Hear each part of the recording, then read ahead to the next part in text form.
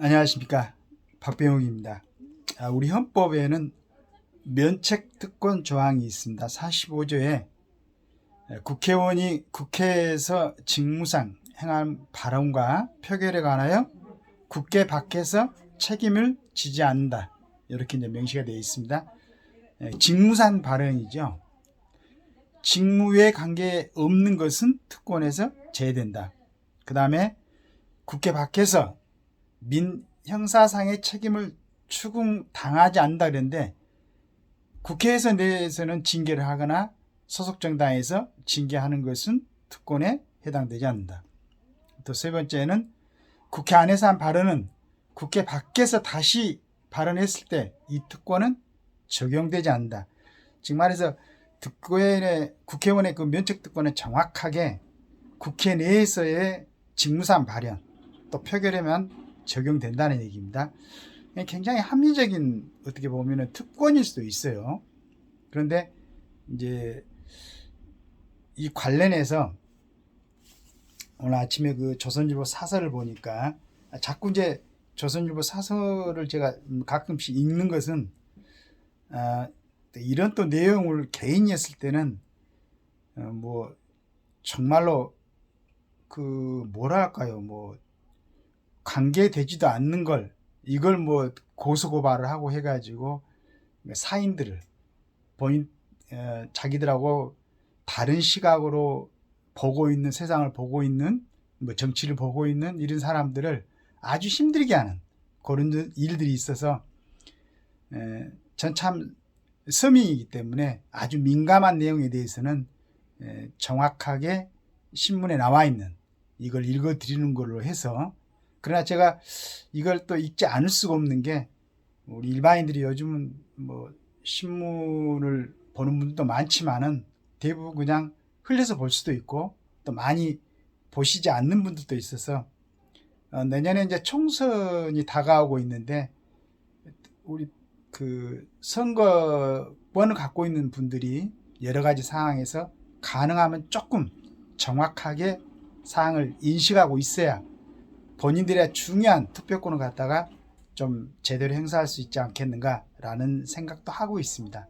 그래서 그런 시각으로 봤을 때 우리가 지도자들이라고 생각하고 있는 우리 국회의원들이 과연 국회 안에서 또는 국회 밖에서 어떤 발언과 행위를 하고 있고, 어떤 법률을 위반하고 또 그 위반으로 인해서 국민들한테는 어떤 그 영향을 주고 있는가, 이런 것을 조금이라도 우리 국민들이 세심하게 볼 수 있어야 내년 선거에서 정확한 판단을 하시고 투표를 할 수 있지 않을까라는 생각에 이 글을 한번 읽어봅니다.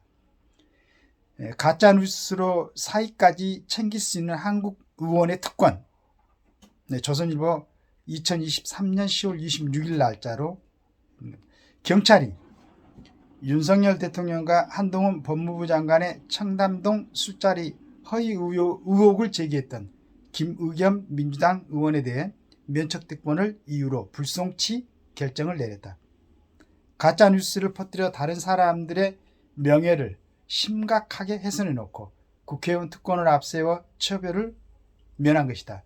김 의원은 작년 10월 윤 대통령과 한 장관이 로펌 변호사 30명과 서울 청담동 고급바에서 새벽까지 술자리를 갖고 노래를 부르며 놀았다라고 주장했다.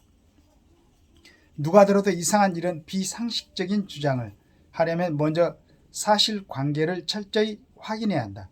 하지만 제보자들에게 확인도 하지 않았다. 결국 명백한 가짜뉴스로 판명났다. 일반인들이라면 처벌을 면치 못했을 것이다. 금 의원과 함께 김 의원과 함께 같은 주장을 해 고발된 유튜브 대표는 명예훼손 혐의로 검찰에 넘겨졌다. 하지만 김 의원은 국회에서 직무상 한 발언에 대해서 책임지지 않는다는 헌법상 면책특권 때문에 제외됐다. 군사정권 시절 의원의 국회 발언을 보호하려고 만든 헌법 조항이 가짜뉴스 책임을 피하는 데 악용된 것이다.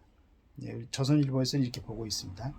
김 의원은 제대로 사과도 하지 않았다. 오히려 강성 지지층에게 후원금을 받아 1억 5천만 원의 한도를 채웠다.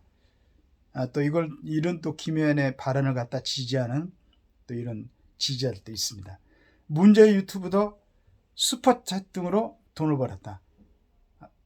비례대표인 김 의원은 전북 군산 지역에 출마한다며 사무실도 냈다. 또 우리 김의겸 의원은 22대 그 국회의원 선거를 출마할 예정이고 전북 군산에서 출마한다는 의사를 표시하고 있는 것 같습니다. 민주당 공천을 받는다면 가짜 뉴스를 퍼뜨리는 공도 도움이 됐을 것이다. 김 의원의 가짜 뉴스는 한두 개가 아니다. 주한 EU 대사가 윤 정부에게 정책을 비판했다고 거짓 브리핑을 했다. 한동훈 장관이 이재명 대표 수사를 위해 미국 검찰을 방문한다고 했지만 전혀 근거가 없었다. 김건희 여사가 2016년 전시회 개막 축사를 무속인에게 맡겼다는 주장도 사실이 아니었다. 민주당 당무위가 이 대표의 당직 유지를 만장일치 찬성했다고 했지만 거짓이었다. 이 대표 영장 전담 판사가 한 장관과 서울대 법대 동기라는 거짓 주장도 했다. 하지만 아무 책임을 지지 않고 사과도 하지 않았다. 이런 내용을 우리 김의겸 국회의원이 국회의원의 직무에 해당된다고 생각하고 있었다면 아주 굉장히 열심히 노력을 하고 열심히 일한 겁니다. 민주당은 대선 때 국회의원 면책특권 포기를 공약했다. 그런데 약속을 지키는 것이 아니라 헌정사상 면책특권을 가장 많이 활용하고 있는 것 같다. 민주당 가짜 뉴스나 괴담 유표에 아무런 부담을 느끼지 않고 있다. 무슨 거짓을 주장해도 무조건 지지하는 지지층이 있다는 믿음 때문일 것이다.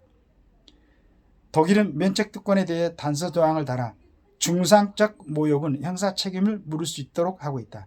우리에게도 필요한 제도다.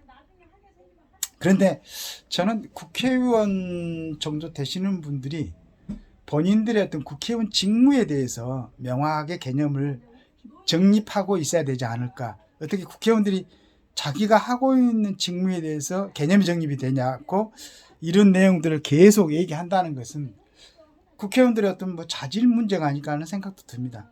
그런데 또 이건 제 생각이고 우리 김의겸 의원에게 또 후원금을 1억 5천만 원씩 이렇게 기부를 한 분들도 있고 또 뭐 같이 동조했던 그 문제 유튜브에도 슈퍼챗들을 하는 그러한 사람들도 있기 때문에 이런 부분이 정확하게 한번 사회 여론화돼 가지고 전문가들이 밀도 있게 토론도 하고 해서 과연 김의겸 위원이 지금까지 했던 그런 게 국회의원의 직무에 해당되는가를 한번 정확하게 한번 알아볼 필요가 있겠다라는 생각을 합니다. 오늘 아침에 신문에도 우리 윤 대통령께서 중동 빅3서 107조 오일머니를 잡았다. 이렇게 신문이 났습니다. 대단하죠. 정말로 대단한 일입니다.